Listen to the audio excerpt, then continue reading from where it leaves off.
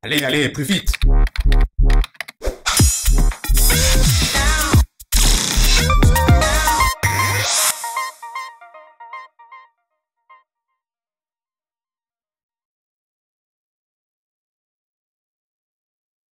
Le travail, pour nous en tout cas dans la clinique du travail, mais enfin un peu plus généralement dans les sciences du travail, ça se définit fondamentalement par cet écart qu'il y a entre d'un côté les prescriptions, les procédures, les règlements, éventuellement les modes opératoires qui sont prescrits par ce qu'on appelle l'organisation du travail, ou par les ingénieurs des méthodes, ou par les managers, ou par les gestionnaires, donc qui prescrivent un certain nombre de tâches, un certain nombre d'objectifs à atteindre, et non seulement prescrivent l'objectif, mais prescrivent aussi le chemin qu'il faut suivre pour atteindre ces objectifs. En réalité, ce qu'on découvre, c'est que tous les gens qui travaillent ne respectent pas les procédures, ne respectent pas les prescriptions, et font donc autre chose, qu'on appelle techniquement le travail effectif. Et fondamentalement, le travail, c'est cet écart-là entre les deux. Alors pourquoi cet écart est irréductible? C'est-à-dire qu'il faut d'une certaine manière l'assumer, c'est cela même qui constitue le travail. C'est parce que si les gens exécutent strictement les consignes, exécutent strictement les prescriptions, eh bien ça ne marche pas. Voilà. On peut montrer que, et c'est montré depuis fort longtemps, depuis plus de 40 ans, qu'aucun travailleur sérieux, compétent, habile, ne respecte les ordres qui lui sont donnés. À ce point que si véritablement, dans certains cas, les gens font un effort pour respecter rigoureusement ce qui est prescrit, c'est ce qu'on appelle la grève du zèle. La grève du zèle, ça veut dire donc immanquablement soit l'arrêt de la production, la mise en panne en somme des installations, la mise en panne des instruments de travail, ou alors dans certains cas, plus gravement, si les gens cessent de faire du zèle, alors on risque des accidents. Et donc le travail et le zèle sont indissociables dans la théorie. Travailler en somme, c'est combler l'écart entre ce qui est prescrit et ce qu'il faut faire pour réussir à atteindre au mieux les objectifs qui ont été fixés. Voilà. Alors pourquoi j'insiste sur cet écart et pour la définition du travail, c'est-à-dire, en gros, c'est ce qu'il faut ajouter aux prescriptions pour que ça marche, et qui suppose donc l'intervention humaine, c'est évidemment parce que, en somme, ce que l'on découvre quand on va sur le terrain, toutes les enquêtes le montrent et le redémontrent, que ce soit en ergonomie, soit même en sociologie du travail, on va retrouver ça en psychologie et en clinique du travail, c'est que, fondamentalement, on ne peut pas se passer de ce qu'on appelle le travail vivant. Alors, on est obligé d'introduire une deuxième notion qui est la question du réel du travail. Le réel du travail, c'est quoi? C'est ce qui se fait connaître à celui qui travaille par sa résistance, justement, au mode opératoire, aux habiletés professionnelles, au savoir-faire, et plus généralement, ou plus rigoureusement, ce qui se fait connaître à celui qui travaille par sa résistance à la maîtrise. Alors que je continue à travailler en utilisant tout ce que je connais déjà, de façon convenable, donc là je parle de gens qui travaillent bien, en dépit de cette maîtrise que j'ai habituellement du processus de travail, de temps en temps, je suis mis en échec. Et donc, travailler, fondamentalement, c'est faire cette expérience de l'échec.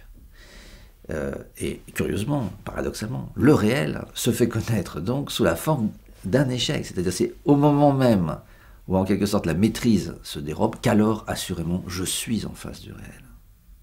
Il faut le retenir pour un autre niveau tout à l'heure de cette centralité du travail, c'est très important, le réel se fait connaître quand la maîtrise se dérobe. C'est un paradoxe du réel, mais c'est évidemment ça qui constitue l'expérience fondamentale du travail. Or, travailler, c'est non seulement donc, tenter de combler cet écart entre le prescrit et le réel, c'est deuxièmement faire l'expérience du réel, et c'est troisièmement être capable, ce qui est encore une autre chose, d'endurer cette expérience de l'échec, le temps qu'il faudra jusqu'à ce que je trouve la solution qui me permette de le surmonter. Donc, je vais insister sur un point là au passage, qui est un point important, c'est que l'expérience du réel, c'est une expérience affective. Et donc, le réel se fait connaître à celui qui travaille. Donc, je parle de quelqu'un qui a l'habitude, quelqu'un qui est un travailleur non seulement zélé, mais qui a possède déjà une formation, une expérience, un savoir-faire, et donc est un travailleur habile, eh bien, le réel se fait connaître sur un mode fondamentalement et premièrement affectif, l'échec. Et puis l'échec engendre d'autres états affectifs. La surprise, bien sûr, c'est la première, mais après, de se heurter à nouveau à cet échec génère chez celui qui travaille sentiment d'irritation, de colère. Quelquefois, quand ça dure trop longtemps, c'est une impression de déception, puis de découragement. Quelquefois, ça va encore beaucoup plus loin, c'est l'impression que je suis incompétent, c'est pas normal que je n'y arrive pas. Jusqu'à présent, j'y arrivais, puis là, ça ne marche plus. Et il y a l'interrogation, il y a la circonspection, il y a le doute sur la réalité, mais le doute sur soi-même. C'est-à-dire toute une série comme ça. Là, je donne quelques exemples, mais ça peut être aussi l'irritation, le rejet, et finalement, je m'en vais. Et là commence un processus psychique qui est donc l'endurance. L'endurance, la capacité de tolérer l'échec, et l'obstination, le fait de ne pas lâcher. Et donc, quelquefois, ça va prendre quelques minutes, quelquefois, ça va prendre plusieurs jours, quelquefois, ça va prendre des semaines. C'est-à-dire qu'on recommence à retravailler, à refaire la pièce, à refaire l'opération. Et ça ne marche toujours pas. Là où c'est évidemment le plus évident, c'est dans le travail de la recherche, où là, on peut quelquefois échouer pendant des années. Et le bon chercheur sera celui qui aura l'obstination de continuer, alors même qu'il n'arrive pas à démontrer ce qu'il cherche à attraper. Donc travailler, c'est non seulement faire l'expérience du réel, c'est deuxièmement maintenir l'obstination et l'endurance. Et bon, après, il y a encore d'autres choses qui sont plus compliquées, c'est qu'il faut que j'accepte de me faire habiter peu à peu, coloniser presque, par cette expérience de ce qui s'oppose à ma maîtrise. Et c'est quelquefois en l'emportant chez moi, c'est-à-dire dans ma tête, j'entends, peut-être en ayant des insomnies à cause de ce que implique ce rapport au réel qui me résiste. Et puis peut-être que je vais en rêver la nuit.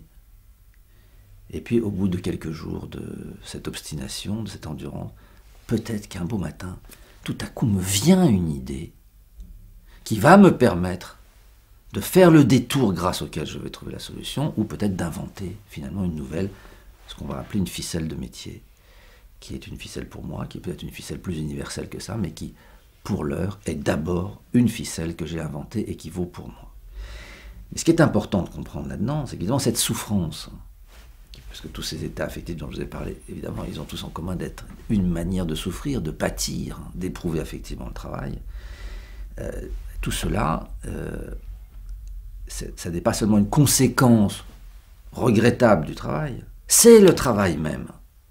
Puisque c'est de cette endurance à la souffrance et à ce qui me résiste que finalement viendra l'idée. Autrement dit, ce que je suis en train d'avancer là, c'est que c'est la souffrance qui guide l'intelligence et qui en même temps provoque l'intelligence. C'est-à-dire, la souffrance n'est pas la fin du processus, elle en est le début. Enfin, j'exagère un peu, elle est aussi la conséquence du réel. Mais quand même, elle est aussi un point de départ, c'est-à-dire qu'à force de souffrir, cette souffrance me pousse en quelque sorte, devient une exigence de me renvoyer à nouveau vers cette situation dans l'espoir de trouver la solution, ce qui me permettra de surmonter non seulement l'obstacle du réel, mais de surmonter ma frustration et peut-être de transformer, pour le coup, cette souffrance en plaisir. Le plaisir d'une conquête, le plaisir d'une victoire, le plaisir d'une découverte. Et alors, vous voyez que tous les processus qui sont engagés dans ce rapport d'intimité avec la tâche, ou d'intimité avec l'objet technique, avec la matière, avec l'outil, mobilisent en réalité toute la personnalité. Now.